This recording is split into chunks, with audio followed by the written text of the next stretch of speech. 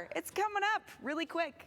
And that also means that we need to keep our kiddos occupied, right? So you're probably already in the throes of summer camps. We're trying to navigate those camps, figure out which ones are still available, which ones are probably booked. It's a lot. So we have an expert here to give some advice. Her name is Annie, and she's from Curio. And she's going to help us make summer camp navigation easier, which I, for one, greatly appreciate. So, Annie, so kids, they have a lot of interests, and there are many options out there when it comes to summer camps. Yep. How do we narrow down the right camps for our kids? Yeah, that's a good question. So I think to start out with, we're right in the mix of the frenzy of it all right now. And I just want to say, there are still camps available. Like, people start to get really panicky right now, but they are still available. But the best thing to do is get on it right now. And I think step one is really determining, what do you need for camps? Some people might need camps that are consistent. They need to go to the same place every week, same drop-off, same pickup time. Or, you know, some people are okay with half-day camps. So I think starting by asking yourself, okay, what do I really need? That's the most important first step. All right. And then from there, it's starting to get yourself organized. Like, find a way to organize all this information in these camps that you're looking at. We have a downloadable camp organizer. I know on our website at curioexplore.com. People use Excel, people use documents. But stop and look at your summer. You might not need as many camps as you think. Are you going on vacation?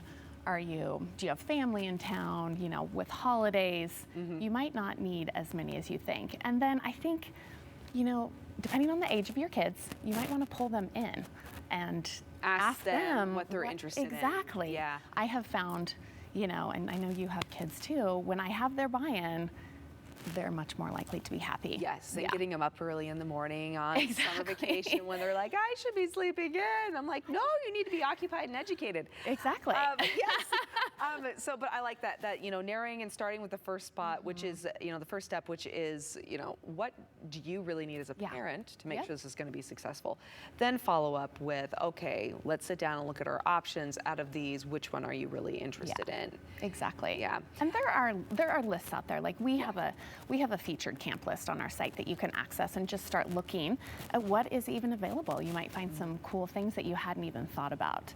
And then that Excel sheet, you just start, this is how I know a lot of parents do it, you start slotting things in. It's kind of like Tetris. Oh, my kid really is interested in this, and that camp is offered this week and this week, but not this week.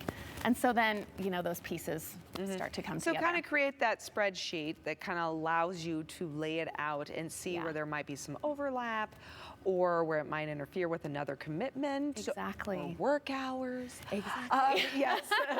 And who's going to carpool and drive.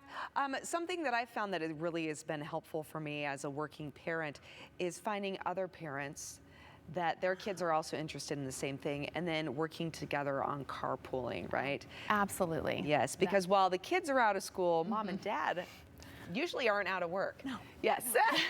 Yes. Yeah. And so then that in itself can create a challenge.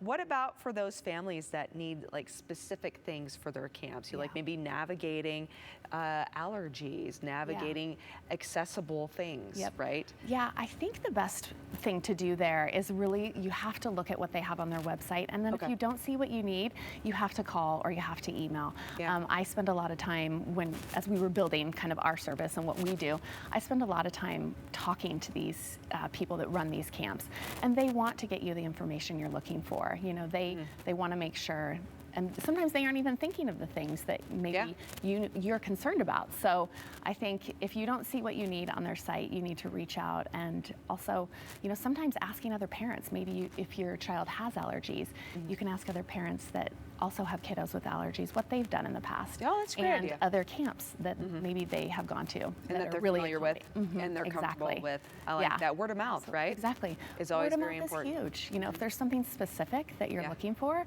that you aren't finding, you got to ask those other parents. I like that. Don't be afraid to communicate. No. Okay, so what do parents need? Are the kids interested? And don't be afraid to communicate. Love it. Where Absolutely. can people go to learn more? Yeah, you can find us at curioexplore.com, and like I said, download that planning sheet and then check out all of our different camps. But we have a lot of great camps in the Valley. YMCA, they have so many options. And then one more thing I would definitely add is that summertime, if your kiddos aren't proficient at swimming, summer camp swimming. Yes, swimming is a great it's a one really to important learn. skill. It is, We have a lot of water in Idaho. We sure do. So, yeah. We need to save some lives on that Exactly. one. All right, everyone, stick around. More to come right here on Idaho Today, right after the break.